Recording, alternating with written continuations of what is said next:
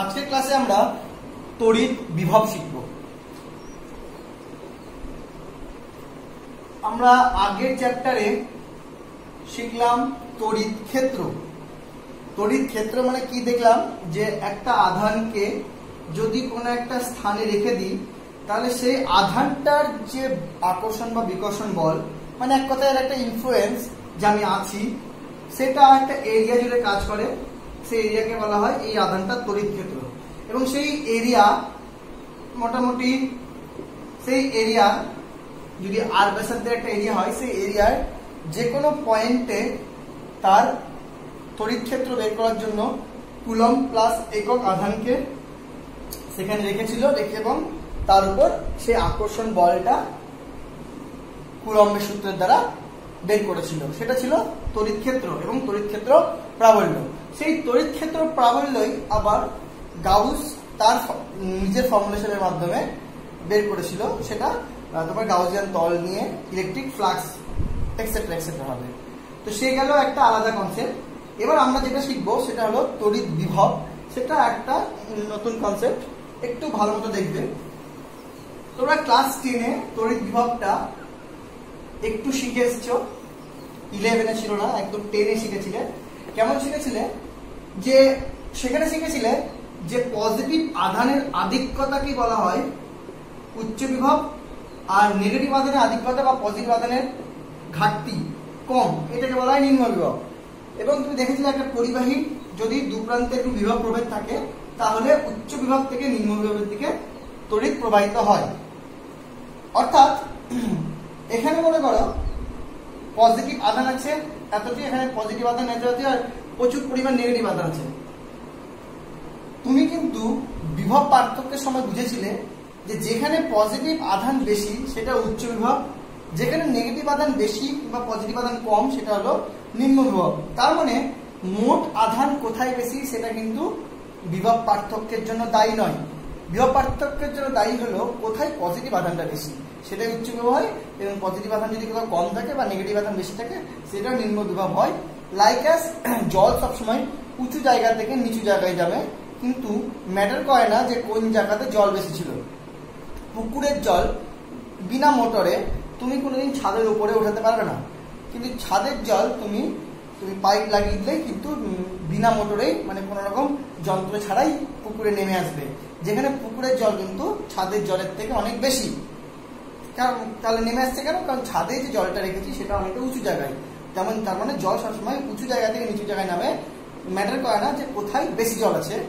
তেমনি কারেন্টটা সবসময় উচ্চ বিভব থেকে নিম্ন বিভবের দিকে যায়, ম্যাটার করে না যে কোথায় চার্জ বেশি আছে, ম্যাটার করে কোনটাতে পজিটিভ চার্জ বেশি আছে অথবা কোনটা উচ্চ বিভব। সে ধরনের বিভব তোমরা পড়েছিলে ক্লাস 10-এ। এখন যেটা পড়বে সেটা হলো তড়িৎ ক্ষেত্রের তড়িৎ বিভব। এটা একটু অন্যরকমের ডেফিনেশনটা, এটাও ডেফিনেশন একটু ছিল 10-এ, একটু ভালো মতো বুঝবে। এই বিভবটা বলছে যে যদি কোনো একটা আধানের জন্য একটা তড়িৎ ক্ষেত্র থাকে, সাপোজ আর ব্যাসার্ধের, তাহলে সেই আর ব্যাসার্ধের তড়িৎ ক্ষেত্রের যে কোনো পয়েন্টে যদি অন্য কোনো আধান আনি তাহলে সেই আধানটা আকর্ষণ বল বা বিকর্ষণ বল ফিল করবে, এটা আমরা জানি। কিন্তু যদি এই আধান, আচ্ছা যদি আমি এর ভেতরেও কোথাও আনি তাহলেও সেখানে আকর্ষণ বল বা বিকর্ষণ বল ফিল করবে। কিন্তু যদি এটা কোনো বাইরে থাকে তাহলে কিন্তু এর আকর্ষণ বল থাকা সত্ত্বেও এ কিন্তু এই তড়িৎ ক্ষেত্রে আসতে চাইবে না, কারণ এটা ফিল্ডের বাইরে হয়ে যাচ্ছে। কিন্তু তখন যদি আমি তবুও এই বাইরে থাকা আধানকে যদি আমি এই তড়িৎ ক্ষেত্রের মধ্যে আনতে চাই, তখন আমাকে কোনো একটা বহিস্থ এজেন্ট দ্বারা, বহিস্থ এজেন্ট যেমন হয় না, লাইক তুমি এটা হলো সাপোজ ইন্ডিয়া, এটা ইন্ডিয়ার এরিয়া, কোনো একটা তোমার কিছু একটা মিশন আছে, সেই মিশনের জন্য পাঠানো হয় না, র ISI সব এগুলোকে মনে রাখি পাঠানো হয় কিনা, এজেন্ট, বিভিন্ন এজেন্ট দ্বারা কাজ করতে হয়। সেরকম এই ফিল্ডের মধ্যে থাকা, ফিল্ডের বাইরে যদি কোনো আধানকে এই ফিল্ডের মধ্যে আনতে হয় তাহলে কোনো বহিস্থ এজেন্ট ফিট করতে হয়। সেই এজেন্টটা কি করে? এর উপর কাজ করে। কি কাজ করে? তেল মারে, এক কথায় ভাবতে পারি এরকম টাইপের। কোনোভাবে ম্যানেজ করে ওকে এই ফিল্ডের মধ্যে আনি। ফিল্ডের মধ্যে আনা মানে কিছুই না, জাস্ট এই ফিল্ডের যে বর্ডারটা, সেই বর্ডারে যদি নিয়ে চলে আসলো, তারপরে আর বহিস্থ এজেন্টের কোনো কাজ নেই, বাকিটা কিন্তু এই আধান দেখে নেবে। ফিল্ডের মধ্যে ঢুকে গেলে কিন্তু আধানের তড়িৎ ক্ষেত্র চালু হয়ে যায়। তাহলে আমার বলছে যে শুধু আমার এই তড়িৎ ক্ষেত্রে আনতে কোনো বহিস্থ এজেন্ট দ্বারা কোন একটা চার্জকে, যে চার্জটা আমার ক্ষেত্রের বাইরে রয়েছে, আর আমার ক্ষেত্রের বাইরে যেখানে থাকুক না কেন সেটা আমার হিসাবে অসীম। অসীমের ডেফিনেশনটা কি? অসীম মানে এই নয় যে যার কোনো শেষ নাই। অসীম মানে তোমার সাপেক্ষে কি অসীম। সাপোজ আমি, আমার সাপেক্ষে লন্ডন ঘুরতে যাওয়া অসীম, কিন্তু কারো একটা সাপেক্ষে লন্ডন ঘুরতে যাওয়া অসীম নয়, সেরকম দ্যাট ইজ অসীম। অসীম ব্যাপারটা এরকম যে যেটা তোমার ধরাছোঁয়ার বাইরে। অসীম মানে যার শেষ নাই সেরকম নয়, কিন্তু সেরকমই একটা চার্জের ক্ষেত্রে একটা আধান ওর ক্ষেত্রের বাইরে যেখানে থাকবে না কেন সেটা এই চার্জের জন্য অসীম, যে আমার সাপেক্ষে অসীম দূরে আছে। সেই অসীম দূরত্ব থেকে এই চার্জটাকে আমার এই ফিল্ডের মধ্যে আনতে হবে। কিভাবে? কোনো একটা বহিস্থ এজেন্ট দ্বারা কাজ করতে হবে, যে কাজে অবশ্যই আমার এই ফিল্ডটা হেল্প করবে। তো যাই হোক, তো সেটা আমাকে করতে হবে, একটা ওয়ার্ক ডান করতে হবে। কিন্তু বলছে যে আমি ইনিশিয়ালি যখন এই কাজটা করব তখন যে কোনো অন্য আধানের উপর না কাজ করে +1 আধানের উপর কাজ করব, যেটাকে বলা হয় টেস্ট চার্জ। আমরা দেখলাম ইলেকট্রিক ফিল্ড বের করার সময় কিন্তু মানে আমাদের কুলাম ইউজ করলো +1 চার্জ। তাহলে সবসময় আমরা +1 চার্জকে টেস্ট চার্জ ধরে তারকে দেখব তার উপর কি ধরনের আমাদের কাজ করতে হচ্ছে। তাহলে আমার এখন কাজ হলো এই প্লাস ইউনিট চার্জকে বা একক ধনাত্মক চার্জকে অসীম থেকে, মানে আমার সাপেক্ষে অসীম থেকে আমার এই ইলেকট্রিক ফিল্ডের মধ্যে আনতে হবে। কিসের দ্বারা? কোনো বহিস্থ এজেন্টের দ্বারা। তাহলে যে কাজটা করব আমি, সেই কাজটাকে বলছে তড়িৎ বিভব। দেখো বোঝা গেল কিনা? এটা হলো তড়িৎ বিভবের ফিজিক্যাল ডেফিনেশন। যে তড়িৎ বিভব মানে কি? তড়িৎ বিভব মানে কিছুই না, আমার নিজস্ব ফিল্ড আছে, ফিল্ড ইন্টেন্সিটি আমি জানি বা তড়িৎ ক্ষেত্র প্রাবল্য আমি জানি, সেটা E = Q/kr² according to CGS by Coulomb's law, আর SI হলো Q/4πε² হতো। তাহলে এটা হলো আমার ফিল্ড আছে, এই ফিল্ডের মধ্যে +1 চার্জকে ইনফাইনাইট থেকে আমাকে আনতে হবে তড়িৎ ক্ষেত্রের, এই তড়িৎ ক্ষেত্রের মধ্যে মানে আমি এত দূর আনতে গেলে আমার কাজ শেষ। তো আপাতত ধরে নিলাম এটা একটা P বিন্দুতে আছে, বুঝা যায়? P বিন্দুতে আছে। সাপোজ একে আমাকে আনতে হবে এই বরাবর। তো আমি একবারে তো বহিস্থ এজেন্ট যতই যাই হোক একবারে কিন্তু একে আনতে পারবে না, কারণ যতই তোমার বহিস্থ এজেন্ট থাক, একটা বহিস্থ এজেন্টকে যখন পাঠানো হয় কাউকে একটা ফিল্ডের মধ্যে আনার জন্য, তাকে যার বিরুদ্ধে আমি লড়বো, তাকে কিন্তু সাথে সাথে আনতে পারে না, তাকে বহু বছর অপেক্ষা করতে হয়, অনেক রকমের ট্যাকটিক্স অ্যাপ্লাই করতে হয়। তো সেরকমই আমি আধানটাকে ওই ক্ষেত্রে আনার জন্য যে বহিস্থ এজেন্টকে ফিট করেছি, সে কিন্তু সাথে সাথেই তোমাকে এই ফিল্ডের মধ্যে আনতে পারবে না, তাকে অনেক কাজ করতে হবে। তো সাপোজ অল্প অল্প অল্প অল্প করে দূরত্ব করতে করতে কিন্তু ও ফিল্ডের মধ্যে আস্তে আস্তে নিয়ে আসবে। তো সাপোজ ও প্রথম ফেজে এখান থেকে এইটুকু নিয়ে আসলো, দ্যাট ইজ ধরলাম dx। কতটা নিয়ে আসলো? dx, বা dx ধরলাম না, dr ধরলাম, আর এর সাপেক্ষে ধরছি। কতটা নিয়ে আসলো? dr। আমাকে আনতে হবে r এ, আমি ধরলাম dr নিয়ে আসলো, অল্প একটু দূরত্ব। তারপরে পরবর্তীতে আবার dr নিয়ে আসবে, তার পরবর্তীতে আবার dr নিয়ে আসবে। তো প্রথমে আমি দেখি যে এখান থেকে dr এ আনলাম, তার জন্য আমাকে কতটা কার্য করতে হলো, এটা হলো। দেখো কার্য করতে হেল্প করছে কিন্তু এই ইলেকট্রিক ফিল্ডটাই, আর এই ইলেকট্রিক ফিল্ডটা কাজ করছে কিন্তু এই বরাবর। কেন এই বরাবর? কারণ এটা প্লাস কিউ নিয়েছি আমি, মাইনাস কিউ নিই, মাইনাস কিউ নিলে ইনসাইড কাজ করতো, আপাতত প্লাস কিউ নিয়েছি। তাহলে প্লাস কিউ যদি আধান নিই, তাহলে +1 আধানের উপর ইলেকট্রিক ফিল্ড কাজ করছে এই বরাবর, এদিকে। আমি আনছি এটাকে এদিকে, তাহলে বলের উপর অ্যাপ্লাই হচ্ছে E, যেটা এইদিকে, আর তাকে আনছি তার উল্টো দিকে dr। কিন্তু বল তো E আছে উপর, তাহলে বল E সরণ dr, তাহলে কার্য করতে করছে সেটা হলো E ইন্টু dr। অবশ্যই dr-টা নেগেটিভ হবে। Why dr negative? বিকজ dr-টা আমার দেখছি সরণটা আমার ইলেকট্রিক ফিল্ডের উল্টো দিকে। তাহলে এটাই হলো আমাদের কৃতকার্য। এই কৃতকার্যটা কিসের জন্য লাগলো? জাস্ট এইখান থেকে P পয়েন্ট থেকে তার পাশের পয়েন্টে সামান্য dr পরিমাণ সরাতে যেটুকু কাজ করতে হয়। তো সেটাকে আমি dw দিলাম, dw - E dr। দেখো বোঝা গেল কিনা? হয়ে গেল। তাহলে যদি আমি এবার w বের করি, w মানে কি? EDR করতে করতে করতে আমি আনতে হবে। তাহলে যখন কোনো ছোট ছোট কাজ করি, এটা কিন্তু আমরা 11-এও শিখেছি, যে যখন কোনো ছোট ছোট কাজ করি, ছোট ছোট কাজকে যখন বড় করতে হয়, ছোট ছোট টুকরোকে জোড়া লাগাতে হয়, তখন করতে হয় আমাদেরকে ইন্টিগ্রেশন। তাহলে অবশ্যই এখানে করে দেবো একটা integration of minus E dr হয়ে গেল। এবার আমার ইন্টিগ্রেশনে কি করতে হয়, আবার ইন্টিগ্রেশনে বসাতে হয় লিমিট। লিমিট কি জিনিস? লিমিট হলো যে কোথা থেকে কাজটা শুরু করেছি, কোথায় কাজটা শেষ হয়েছে। তাহলে কাজটা আমরা শুরু করেছি ইনফাইনাইট থেকে, এটা হলো ইনফাইনাইট চিহ্ন, শেষ করবো কোথায়? জাস্ট আর পর্যন্ত এনে, এখানে আনলে কিন্তু আমার কাজ সমাপ্ত। তাহলে এটা যদি ইন্টিগ্রেশন করে দিই, তাহলে যে কাজটা বেরোবে সেই কাজটাই হলো একক ধনাত্মক আধানকে এই অসীম দূরত্ব থেকে এই আর পয়েন্টে আনতে কৃতকার্য, তাকেই বলা হয় বিভব। তাহলে এই W become V, V is equal to integration infinity to R minus E dot dr. দেখো বোঝা গেল কিনা? এই ইন্টিগ্রেশনটা করলে আমার বিভবটা বেরিয়ে যাবে। তো বসাই infinity to R minus E এর মান কত? Q by K R square into DR. দেখো Q R by minus Q by K constant বেরিয়ে গেল, থাকলো কি integration R to the power minus two DR. দেখো বোঝা গেল কিনা? আর স্কোয়ার আছে, ওপরে মাইনাস টু হয়ে গেল ডিআর। তাহলে এটা করতে হবে ইনফিনিটি টু আর। তাহলে ইন্টিগ্রেশন করবো equal to minus Q by K R to the power minus two, মানে R to the power minus two plus one by minus two plus one. Limit কি? Infinity to R. আমি করে নিই to minus Q by K R to the power minus two plus one মানে minus one by minus two plus one মানে minus one infinity to R. এটা মিটিয়ে দিলাম। That is equal to minus Q by কে।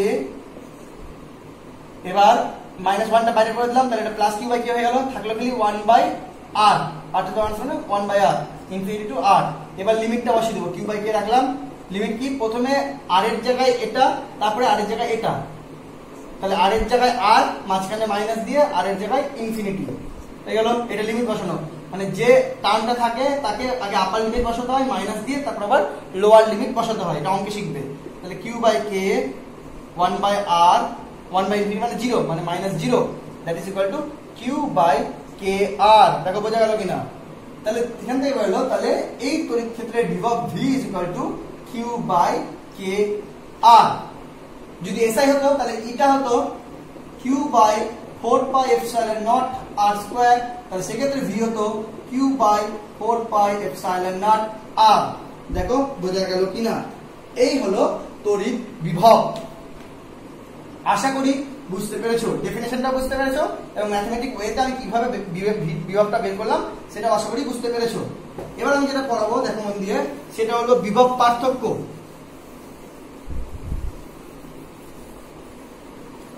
মনে করো এই পয়েন্টে তো আমি নিয়ে চলে এসেছি। এবার এই পয়েন্ট, সাপোজ এই পয়েন্টে নাই না, আমি আর ভিতরে এখানে নিয়ে এসেছি, যেটা এখান থেকে R1 ডিস্টেন্সে। আবার সেখান থেকে আমি জিনিসটাকে আবার এখানে নিয়ে আসবো, সেটা এখান থেকে R2 ডিস্টেন্সে। তাহলে আমাকে কি করতে হতো? আগে অসীম থেকে আমাকে এখানে আনতে হতো R1 এ, তারপর অসীম থেকে এখানে আনতে হতো, তাহলে আমি পেয়ে যেতাম। তো এক কথায় সব থেকে সিম্পল হলো, যদি R1 থেকে R2 তে নিয়ে যাই, এই পথে নিয়ে যায় R1 থেকে R2 তে, তাহলে ইন্টিগ্রেশনের লিমিটটা খালি R1 থেকে R2 করে দেবো, বাকি যা ছিল তাই। বাকি ছিল minus E DR, that is equal to R1 থেকে R2 ই এর মান Q by K R square DR minus বেরিয়ে গেল, it is minus Q by K 1 by R বেরাবে, একটা মাইনাস মাইনাস প্লাস 1 হয়ে যাবে, প্লাস হয়ে যাবে, তাহলে 1 বাই R2 তো মাইনাস 1 বাই R1। তাহলে এটা হলো বিভব পার্থক্য ভি। এটা নাম যদি এ দিই, এটা নাম যদি বি দিই, তাহলে V A minus VB is equal to Q by K 1 by R2 minus 1 by R1। দেখো বোঝা গেল কিনা? এই হয়ে গেল বিভব পার্থক্য। তাহলে আমরা বিভব এবং বিভব পার্থক্য শিখে গেলাম। এই বিভবের একক হয় হলো ভোল্ট, এসআই পদ্ধতিতে, সিজিএস পদ্ধতিতে হয় স্ট্যান্ড ভোল্ট। তাহলে আমরা মোটামুটি বিভব শিখে গেলাম। এবার মনে করো যে এখানে শুধু কিউ চার্জ ছিল, যদি কোনো এক জায়গায় Q1, Q2, Q3, Q4 variety of charge থাকে, এবং তার জন্য টোটাল ইন্ডিভিজুয়ালি একটা পয়েন্টে যদি আমি বিভব বের করি, তাহলে প্রত্যেকে ইন্ডিভিজুয়াল ই নিব, প্রত্যেকে ইন্ডিভিজুয়াল আর ডিসটেন্স নিব, দিয়ে যেটা বেরাবে সেটা হলো ভি ইকুয়াল টু বেরাবে। প্রথমটা যদি Q1 হয়, যে কে R1 হয়, তারপর যদি Q2 হয় বাই কে R2 হয়, তারপরে যদি Q3 হয়, কে R3 হয়, আলটিমেট সবগুলোর নরমাল সাম করে আমি টোটাল বিভবটা পেয়ে যাব। দেখো বোঝা গেল কিনা? যদি বিভিন্ন চার্জের জন্য কোনো পয়েন্টে কোন একটা পয়েন্টে হয় তাহলে এই চার্জ থেকে এই পয়েন্টে যদি r1 হয়, এই পয়েন্ট চার্জ থেকে যদি এই পয়েন্টে r2 হয়, এর জন্য যদি r3 হয়, তাহলে ইন্ডিভিজুয়ালি প্রত্যেকটা জন্য বিভব বের করব এবং তারপরে অ্যাড করে দিলে এই পয়েন্টের মোট বিভব বেরিয়ে যাবে। অর্থাৎ বিভব বের করার ক্ষেত্রে সবথেকে প্রথমত বিভব হলো স্কেলার রাশি, মানে তড়িৎ ক্ষেত্র যেটা সেটা কিন্তু ভেক্টর রাশি ও ডিরেকশন হয়, কিন্তু বিভব হলো স্কেলার রাশি, এর কোনো ডিরেকশন নাই। টোটাল বলতে গেলে বুঝবো আমি সিম্পলি যোগ করা এখানে। তবে ক্ষেত্রে ক্ষেত্রে যেমন তোমার কোনো ডিরেকশন হয় না, ডিরেকশন হয়, অর্থাৎ চার্জের কিন্তু চিহ্ন ইম্পর্টেন্ট নাই, যে চার্জ কোন মাইনাস আছে না প্লাস আছে সেটা কিন্তু চিহ্ন দেখা হয় না, শুধু ডিরেকশনটা দেখা হয়। কিন্তু বিভবের ক্ষেত্রে কিন্তু তোমার ডিরেকশনের কোনো ইম্পর্টেন্স নেই, কারণ স্কেলার রাশি, কিন্তু এখানে চার্জের ইম্পর্টেন্স আছে। মানে এখানে প্লাস কিউ হলো বলে অ্যান্সারটা যেমন হলো কিউ বাই কে আর, এটা মাইনাস কিউ হলে অ্যান্সারটা তো মাইনাস কিউ বাই কে আর। এটা কিন্তু বুঝতে হবে, কারণ মাইনাস কিউ হলে দুটো আকর্ষণ হতো, দুটো আকর্ষণ হলে এখানে প্রথমে মাইনাসটা থাকতো না, বলে 1/r² যখন হতো তখন একটা মাইনাস তৈরি হতো, সেই মাইনাসটা কিন্তু আগে বেঁচে যেত, ফলে অ্যান্সারটা মাইনাস কিউ বাই কে আর আসতো। অর্থাৎ বিভবের ক্ষেত্রে চার্জের চিহ্নটা ইম্পর্টেন্ট, ক্ষেত্রে কিন্তু চার্জের চিহ্নটা ইম্পর্টেন্ট না, কিন্তু সেক্ষেত্রে আমার ডিরেকশনটা ইম্পর্টেন্ট, যে কোন দিকে ফিল্ডটা কাজ করবে। বিভবের ক্ষেত্রে চার্জের চিহ্নটা ইম্পর্টেন্ট, কিন্তু কোন দিকে বিভব কাজ করছে এরকম কোনো ব্যাপার নেই, কারণ বিভব হলো স্কেলার রাশি। বোঝা গেল? তাহলে আমরা বিভব শিখে গেলাম। এবার আবার সেম অ্যাপ্লিকেশন করব, মানে বিভিন্ন ধরনের বস্তুর জন্য কেমন বিভব হয় দেখবো। তাহলে প্রথমে আমি আগের চ্যাপ্টারে তড়িৎ দ্বিমেরু শিখেছিলাম, আবার সেই তড়িৎ দ্বিমেরু দিয়ে শুরু করব। তড়িৎ দ্বিমেরুর জন্য বিভিন্ন পয়েন্টে বিভব কি হয় সেটা আমরা কিন্তু এবার বের করব। তড়িৎ দ্বিমেরু বলেছিলাম, সেটা আবার বলে দিই। তড়িৎ দ্বিমেরু হলো যে দুটি charge minus Q R plus Q যদি খুব ক্ষুদ্র দূরত্বের মধ্যে থাকে, যার ডিসটেন্স যদি 12 ধরলাম, তাহলে সেটাকে বলা হয় তড়িৎ দ্বিমেরু। তার ভ্রামক P হয় যে কোনো একটা আধানের মান ইনটু 12, এটা আমরা জানি। এবার এর জন্য বিভিন্ন পয়েন্ট যদি বিভব বের করি, সাপোজ এই পয়েন্ট যদি বিভব বের করি, তাহলে কি করবো, P নিলাম, এই পয়েন্টে +1 আধানকে নিয়ে আসবো, নিয়ে এসে বিভবটা এবার আমি চেক করবো, সিম্পল চেক। এই পয়েন্টটা দিলাম মাঝখান থেকে এটা ধরলাম আর, যেমন ধরেছিলাম সেম। এবার এই পয়েন্টে এর জন্য বিভব কি হবে, প্লাস কিউ বাই, প্লাসটা ইম্পর্টেন্ট, কে দিয়ে করছি, সিজিএসএ করছি কে, এই ডিসটেন্সটা কত হবে, এই ডিসটেন্স হবে আর মাইনাস এল। দেখো বোঝা গেল কিনা, এটা V1 হয়ে গেল। V2 কত হবে, এটার জন্য করছি minus Q by K into R plus L, কোনো ডিরেকশনের ব্যাপার নাই, হয়ে গেল।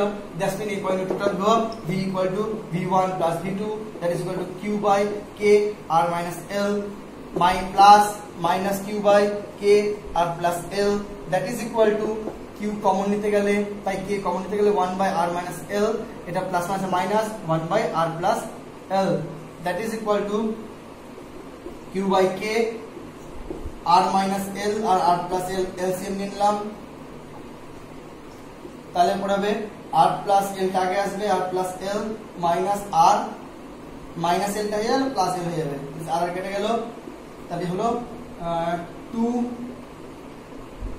কিউ এল, মানে 2l হবে বাই কে, এটা হবে R square minus L square, that is 2ql মানে p, that is p by k r square minus l square। যদি খুব ছোট দ্বিমেরু নিই তাহলে r square, r is greater than l, যেক্ষেত্রে l square নেগলেক্ট হয়ে যাবে, that is p by k r square। দেখো বোঝা গেল কিনা, এটা হলো তড়িৎ দ্বিমেরুর জন্য অক্ষের উপর কোন বিন্দুতে তোমার তড়িৎ বিভব।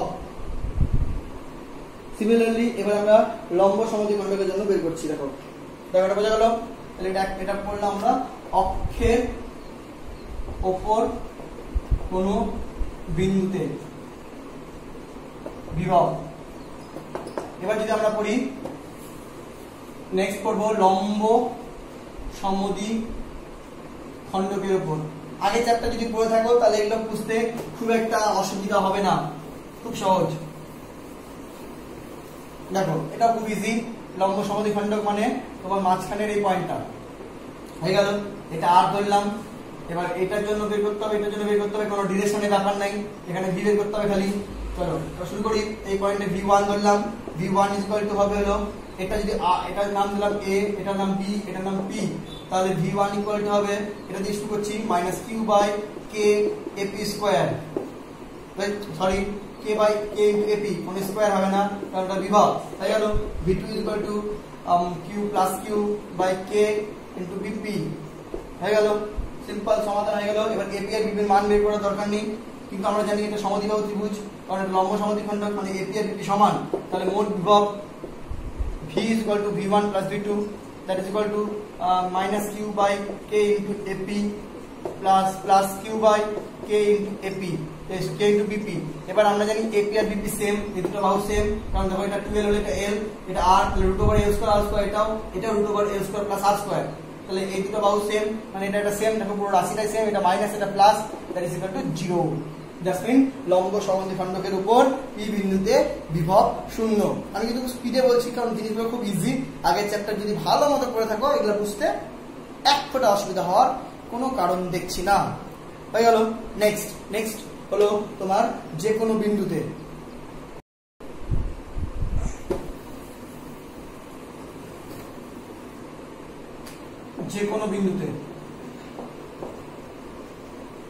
এটা একটু কঠিন, মন দিয়ে বুঝবে।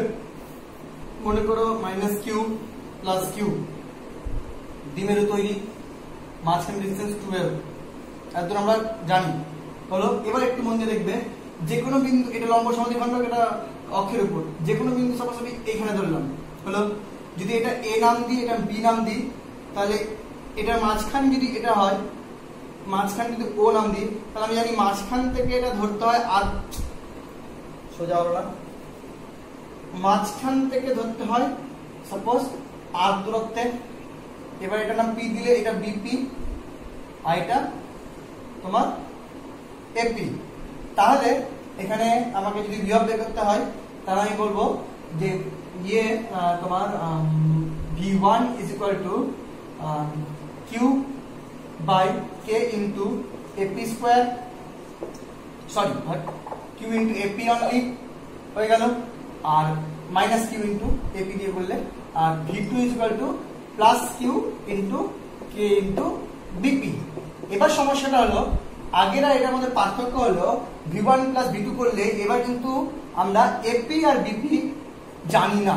আগের ক্ষেত্রে এবং লম্ব সমদ্বিখণ্ডকের ক্ষেত্রে কিন্তু AP আর BP সমান জানতাম, কিন্তু এটা আরবিটারি যে কোনো পয়েন্ট এখানে, তাহলে এখানে AP আর BP টা আমাকে বের করতে হবে।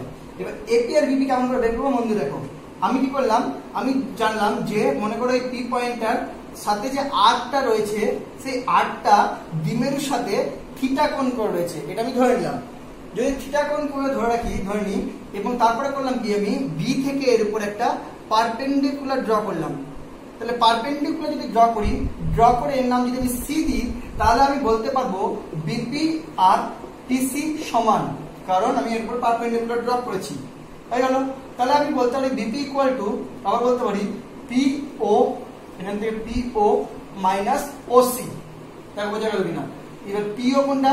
পিও মানে আমি জানি আর, যে ধরেছি। ওসি মানে মন দিয়ে দেখো, এইটা যদি থিটা হয় তাহলে এটা ভূমি, আর এটা পারপেন্ডিকুলার ড্রপ করেছে মানে লম্ব, তার মানে বাকি এটা অতিভুজ। তাহলে অতিভুজটা হলো এল, অতিভুজটা এল জানি কারণ এটা 12, আর তাহলে এটা ভূমি, তাই তো? তাহলে ভূমি বাই অতিভুজ ইকুয়াল টু cos থিটা, তাহলে ভূমি equal to L cos theta. দেখো এটা বোঝা গেল কিনা? এইভাবে কিন্তু আমরা বিপিটা বের করলাম। বুঝতে না পারলে অবশ্যই জানাবে। এবার ওপি বের করার জন্য, এপি বের করার জন্য আমাকে আবার পারপেন্ডিকুলার ড্রপ করতে হবে।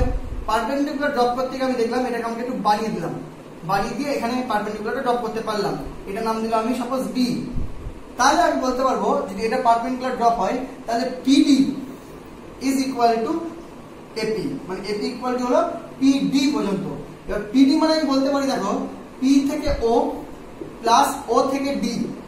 এবার পিও মানে তো আমি জানি আর, এবার ওডিটা লক্ষ্য করো, যদি এটা থিটা হয় তাহলে কিন্তু এটাও থিটা, এটা হলো তোমার বিপরীত কোণ।